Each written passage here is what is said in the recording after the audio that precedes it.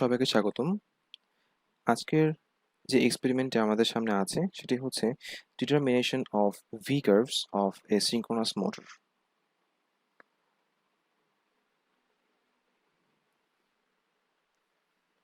এই এক্সপেরিমেন্টে আমাদের যে সকল অবজেক্টিভ আছে সেগুলো হচ্ছে to know the basic operation of synchronous motor, to observe the synchronous motor working as inductive, capacitive and resistive load.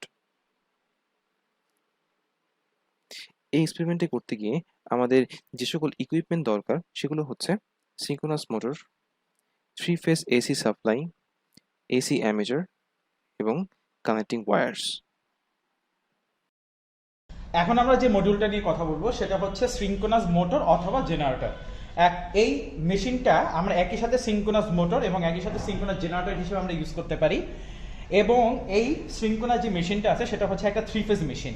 এবং এই 3 ফেজ মেশিনে, এই সিঙ্ক্রোনাস মেশিনে আমরা যেটা জানি, সিঙ্ক্রোনাস মেশিন আমার হচ্ছে সেপারেটলি এক্সাইটেড, মানে আমার এখানে যে আর্মেচার কয়েলটা আছে বা আর্মেচার উইন্ডিংটা আছে এটাকে আমার আলাদা করে এক্সট্রাভাবে ডিসি ভোল্টেজ সাপ্লাই দিতে হবে। এবং এখানে আমরা এই আর্মেচার কয়েলে ডিসি ভোল্টেজ হিসেবে আমরা দিতে পারবো হচ্ছে 0 থেকে 240 ভোল্টের ডিসি দিতে পারবো। এবং এইখানে এই যে মেশিনটা আছে সেই মেশিনে যদি আমরা এটাকে মোটর হিসেবে ব্যবহার করতে চাই তাহলে আমরা মোটরে এখান থেকে মোটরের আউটপুট পাবো হচ্ছে 240 ওয়াট এবং এইখানে maximum line to line voltage আমরা সাপ্লাই দিতে পারবো হচ্ছে 415 ভোল্ট এবং এখান থেকে মোটরটা আমার 1500 আরপিএমে ঘুরতে থাকবে। এবং এটাকে যখন আমরা জেনারেটর হিসেবে ইউজ করব তখন এখান থেকে আমরা যে পাওয়ার আউটপুটটা পাবো সেই পাওয়ারটা পাবো হচ্ছে আমরা 140 ভোল্ট অ্যাম্পিয়ার এবং এইখান থেকে আমরা ম্যাক্সিমাম 415 ভোল্ট পেতে পারবো এবং এই জেনারেটরটাকে আমরা সর্বোচ্চ 1500 আরপিএমে ঘোরাতে পারবো। এখন ব্যাপারটা হচ্ছে যে এইখানে আমরা একটা 3 ফেজ কয়েল দেখতেছি। এই 3 ফেজ কয়েলটা হচ্ছে আমার 3 ফেজ এসি কয়েলের জন্য ফিল্ড কয়েলটা। এই ফিল্ড কয়েলে 3 ফেজ কয়েলে আমরা এখানে আমরা 3 ফেজ পাওয়ার সাপ্লাই দিয়ে দেবো। সো 3 ফেজ পাওয়ার সাপ্লাই এখানে প্রোভাইড করে আমরা এইটাকে মোটর হিসেবে চালাতে পারবো এবং এটা যখন জেনারেটর হিসেবে চলবে তখন এখান থেকে আমরা 3 ফেজ পাওয়ার সাপ্লাই আউটপুট নিতে পারবো। Thank you. ফিল্ড কারেন্টের পরিমাণ ইনক্রিজ করার সঙ্গে সঙ্গে আর্মেচার ভোল্টেজ অর্থাৎ ইএ এর মান আস্তে আস্তে বৃদ্ধি পাবে, কিন্তু এর ফলে মোটরের যে রিয়েল পাওয়ার তার উপর এর কোনো ইফেক্ট পড়বে না। মোটরের পাওয়ার তখনই শুধুমাত্র পরিবর্তন হবে যখন তার শ্যাফট লোড টর্ক চেঞ্জ হবে। যেহেতু ফিল্ড কারেন্ট আইএফ এর চেঞ্জ কখনোই শ্যাফট স্পিড এর চেঞ্জ আনে না এবং এর ফলে এর যে লোড অ্যাটাচ করা আছে শ্যাফটের সঙ্গে সেটি আনচেঞ্জ থাকে, ফলে রিয়েল পাওয়ার সাপ্লাইড সবসময় অপরিবর্তনীয় থাকবে। টার্মিনাল ভোল্টেজও এক্ষেত্রে ধ্রুবক থাকবে, যেহেতু মোটরকে সাপ্লাই দেওয়া পাওয়ার সোর্সটি কনস্ট্যান্ট আছে। ফলে ফেজর ডায়াগ্রামের উপরে ইএ সাইন ডেল্টা এই লাইনটি সবসময় কনস্ট্যান্ট থাকবে, অর্থাৎ ফিল্ড কারেন্ট ইনক্রিজ করার সঙ্গে সঙ্গে ইএ ইনক্রিজ হবে, কিন্তু এই ইএ ইনক্রিজ হওয়ার সঙ্গে সঙ্গে ডেল্টা এর মান ধীরে ধীরে হ্রাস পাবে।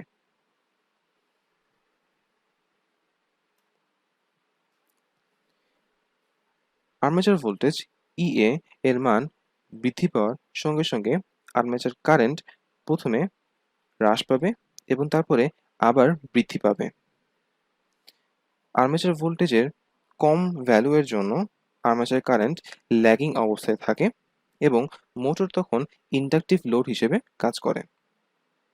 তখন এটা ইন্ডাক্টর রেজিস্টর কম্বিনেশন হিসেবে থাকবে এবং রিঅ্যাক্টিভ পাওয়ার কিউকে কনজিউম করবে। এর পরবর্তীতে যখন ফিল্ড কারেন্ট আস্তে আস্তে বৃদ্ধি পাবে, একটা পর্যায়ে এসে আর্মেচার কারেন্ট ভি5 এর সঙ্গে একই লাইনে চলে আসবে এবং তখন মোটরটিকে পুরোপুরিভাবে রেজিস্টিভ বলে মনে হবে। ফিল্ড কারেন্ট যখন আরও বৃদ্ধি পাবে তখন আর্মেচার কারেন্ট একটা পর্যায়ে এসে লিডিং হয়ে যাবে এবং তখন মোটরটিকে ক্যাপাসিটিভ লোড হিসেবে কাজ করতে দেখা যাবে। এবার আমরা চলে আসি এক্সপেরিমেন্ট প্রসিজিওরের ক্ষেত্রে।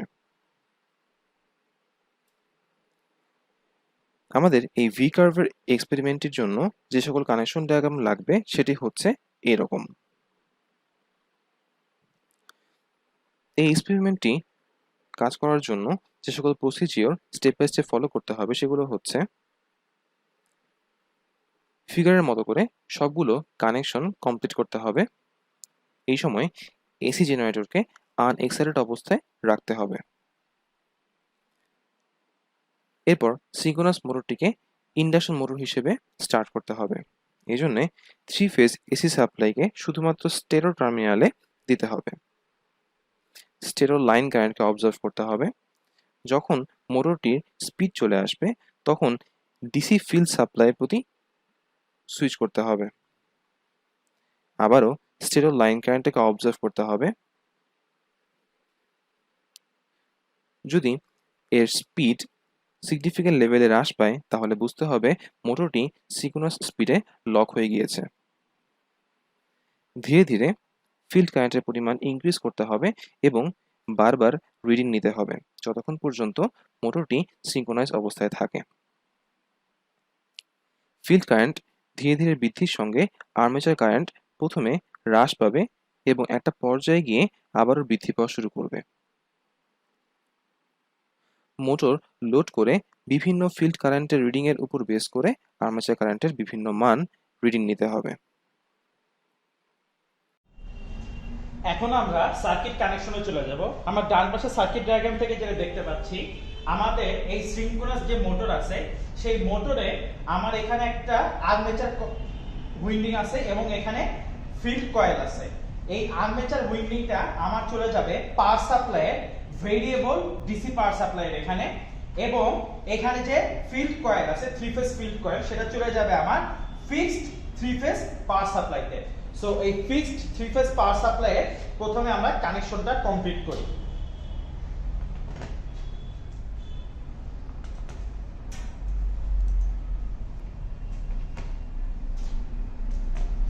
এখানে আমাদের একটা জিনিস যেটা আমরা খেয়াল করব সেটা হচ্ছে, আমরা যে এই 3 ফেজ পাওয়ার সাপ্লাইটা আমরা সিঙ্ক্রোনাস মোটরে দিচ্ছি, এখানে যে কোনো একটা ফেজে আমার কি পরিমাণ কারেন্টের ফ্লো হচ্ছে সেটা আমরা মেজার করব, ফিল্ড কারেন্টটা।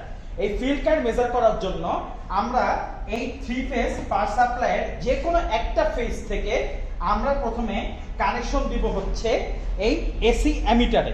আমরা এখানে এসি অ্যামিটার হিসাবে মাল্টিমিটার ব্যবহার করতেছি এবং সেই মাল্টিমিটারটাকে আমি নবটা নিয়ে যাব হচ্ছে এই কারেন্টের সেগমেন্টে নিয়ে যাব নবটাকে, এবং এখানে আমরা এমনভাবে এটাকে সেট করব যাতে এটা ম্যাক্সিমাম 20 অ্যাম্পিয়ার কারেন্ট মেজার করতে পারে।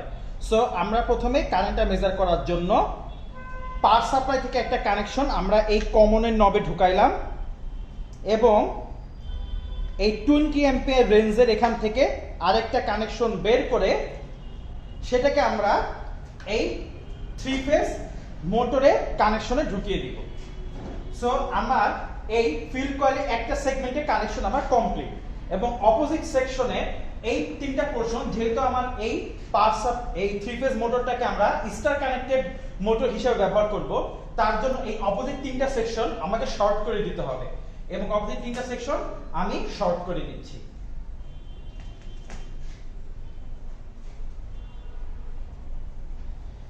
এই অপোজিট তিনটা সেকশন আমি শর্ট করে দিলাম, এবং এই অপোজিট তিনটা সেকশনের আরেকটা প্রান্ত আমরা নিয়ে যাব হচ্ছে পাওয়ার সাপ্লাইয়ের নিউট্রালে।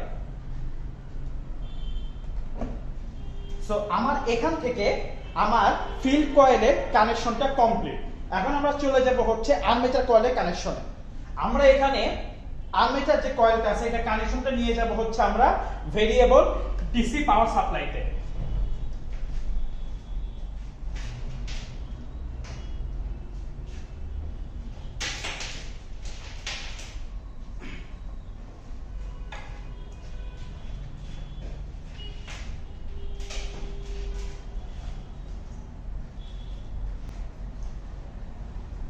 এখন আমরা এই আর্মেচার কয়েলের সাথে variable DC power supply connection দিব, এবং এই কানেকশনের সময় আরেকটা জিনিস আমরা যেটা খেয়াল রাখবো, আমরা আর্মেচার কারেন্টটা মেজার করব, এবং এই আর্মেচার কারেন্টটা আমরা মেজার করার জন্য আমরা এখানে অ্যামিটার ইউজ করব, এবং সেই অ্যামিটার হিসাবে আমরা এখানে ব্যবহার করব হচ্ছে একটি মাল্টিমিটার, এবং সেই মাল্টিমিটারের নবটাকে আমরা একই রকমভাবে কারেন্টের পোর্শনে নিয়ে যাব, এবং সেই কারেন্টের পোর্শন যেটা এটা হবে AC current DC current measure করার জন্য এই সেগমেন্টে। সো আমরা এখানে আর্মেচার কয়েল থেকে একটা কানেকশন আমরা কমনে দিয়ে দিলাম, যেহেতু আমরা এখান থেকে কারেন্ট মেজার করতেছি তার জন্য 20 অ্যাম্পিয়ার ম্যাক্সের এই অ্যামিটারের কানেকশনটা আমার চলে যাবে হচ্ছে ডিসি পাওয়ার সাপ্লাইতে, এবং ডিসি পাওয়ার সাপ্লাই নেগেটিভ প্রান্তটা আমার চলে যাবে হচ্ছে মোটরের নেগেটিভ প্রান্তে। সো এই দিয়ে আমার সার্কিট কানেকশনটা কমপ্লিট। Thank you. এখন আমরা ডাটা কালেকশনে চলে যাব। এর মধ্যে আমাদের যে দুটো মাল্টিমিটার ছিল, এর মধ্যে এই বাম পাশে মাল্টিমিটারটা আমরা ইউজ করতে হচ্ছে, মানে বাম পাশে অ্যামিটারটা ফিল্ড কারেন্ট মেজার করার জন্য, এবং এই অ্যামিটারটাকে আমরা ব্যবহার করব হচ্ছে আর্মেচার কারেন্ট বা এক্সাইটেশন কারেন্টটা মেজার করার জন্য। এখন ব্যাপারটা হচ্ছে, প্রথমে আমরা পাওয়ার সাপ্লাইটা আগে অন করি।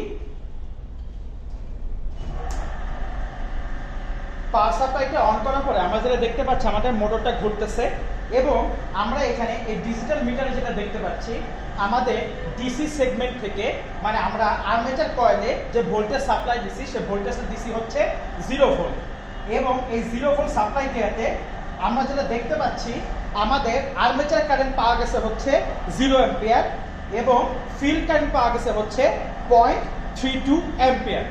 এখন আমরা যেটা করব, আস্তে আস্তে আর্মেচারের ভোল্টেজটা বাড়াইতে থাকবো, মানে আর্মেচারের যে ডিসি ভোল্টেজ সেই ডিসি ভোল্টেজটা আমরা আস্তে আস্তে বাড়াতে থাকবো।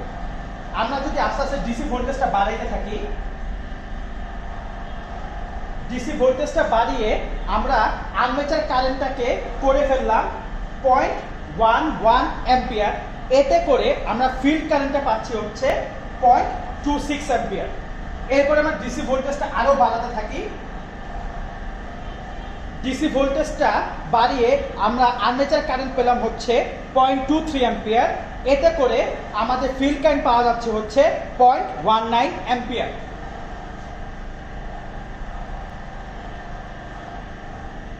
আর্মেচার ভোল্টেজটা আরো বাড়িয়ে আমরা দেখতে পেলাম আর্মেচার কারেন্ট পাচ্ছি 0.38 অ্যাম্পিয়ার, এবং এতে করে ফিল্ড কারেন্ট পাওয়া যাচ্ছে 0.09 অ্যাম্পিয়ার।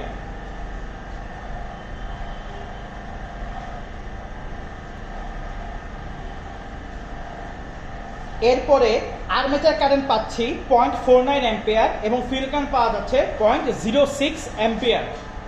এরপর আমরা দেখতে পারবো আমরা ভোল্টেজ যত বাড়াবো আমার আর্মেচার কারেন্ট ঠিকই বাড়তে থাকবে, কিন্তু এতক্ষণ ধরে আমাদের ফিল্ড কারেন্ট আস্তে আস্তে কমতেছিল, এখন আবার বাড়া শুরু করবে।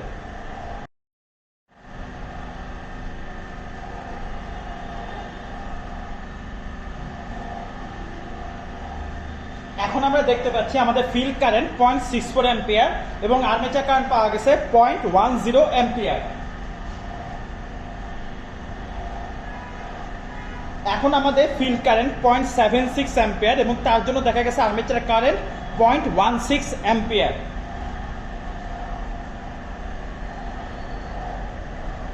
এবং ফাইনালি আমরা দেখতে পাচ্ছি আমাদের ফিল্ড কারেন্ট, আর্মেচার কারেন্ট হচ্ছে 0.89 অ্যাম্পিয়ার, তার জন্য ফিল্ড কারেন্ট পাওয়া যাচ্ছে 0.34 অ্যাম্পিয়ার। সো এখানে আমাদের data collection complete. Thank you.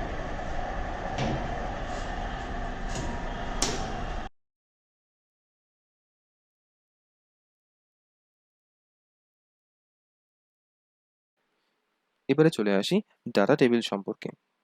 বিভিন্ন ফিল্ড কারেন্টের মানের জন্য আর্মেচার কারেন্টের যে সকল ভ্যালু এর রিডিং নেওয়া হয়েছে সেগুলো এই টেবিলে পরপর বসাতে হবে। এই এক্সপেরিমেন্টের ল্যাব রিপোর্ট লেখার জন্য যে সকল পয়েন্ট ফলো করতে হবে সেগুলো হচ্ছে নেম অফ দ্য এক্সপেরিমেন্ট, এরপর রিকোয়ার্ড ইকুইপমেন্ট, এরপর সার্কিট ডায়াগ্রাম, এরপর ডেটা টেবল, এরপর গ্রাফ প্লট, এবং সর্বশেষে ডিসকাশন। আজকের ল্যাবটি এই পর্যন্তই। সঙ্গে থাকার জন্য ধন্যবাদ।